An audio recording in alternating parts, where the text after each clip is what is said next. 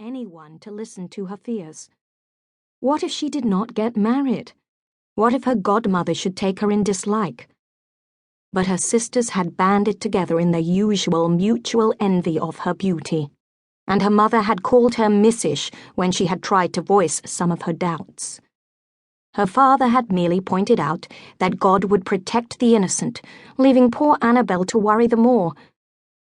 Would he lean down from far above the clouds to protect a young girl during her first season?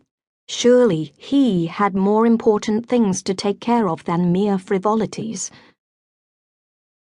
Annabelle looked round the shabby, cluttered parlour at her three sisters' tranquillity, sure that life would be the same tomorrow as it was today, and her eyes misted with tears. The wind sighed in the old trees outside, and the grandfather clock in the corner seemed to tick away the seconds faster and faster and faster, carrying her along on its racing heartbeats into the unknown tomorrow. The squire, Mr. Ralston, had kindly offered the use of his ancient and cumbersome travelling carriage and one of his wife's maids as chaperone. That much at least was known. But what of the long miles to London? What of London itself? And what of her mysterious godmother? Her detailed measurements and one of her old gowns had been posted to London months ago so that her wardrobe would be ready for her on her arrival. What her mother had written about her, Annabelle did not know, but in one of her letters of reply, the Dowager Marchioness had expressed her relief that the girl was not an antidote.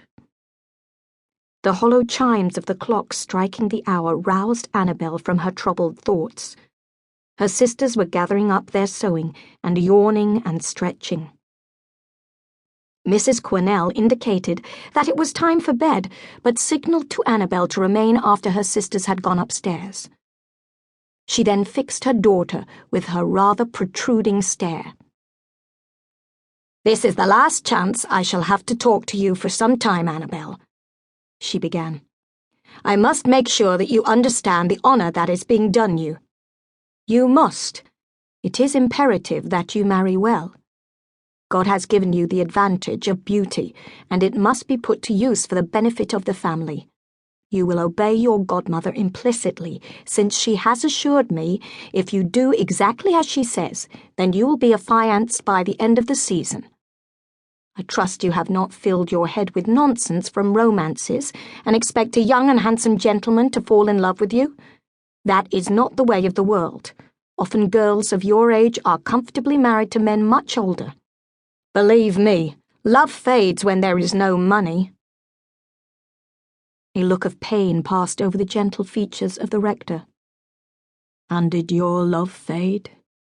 he asked quietly, but his wife paid him not the smallest attention.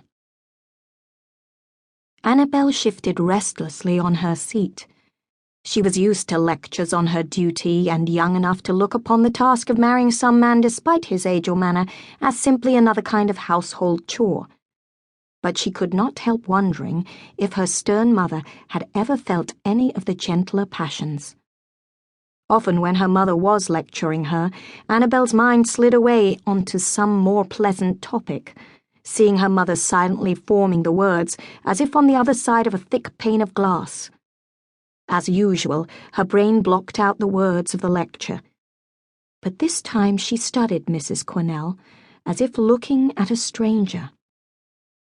A middle-aged woman with a trim figure, she wore her black hair tucked neatly away under a towering cap of starched muslin. Her pale, weak eyes of washed-out blue must once have been as vivid a colour as Annabelle's own before long evenings poring over the household accounts had faded them. Her mouth was thin and had a disappointed droop at the corners. She was not at all ill-favoured for her years, but her rasping, bullying voice dominated all else. Annabelle looked over at her father and caught the look of hurt and distress on his features. He was essaying to speak, to find some loophole in the barrage of words.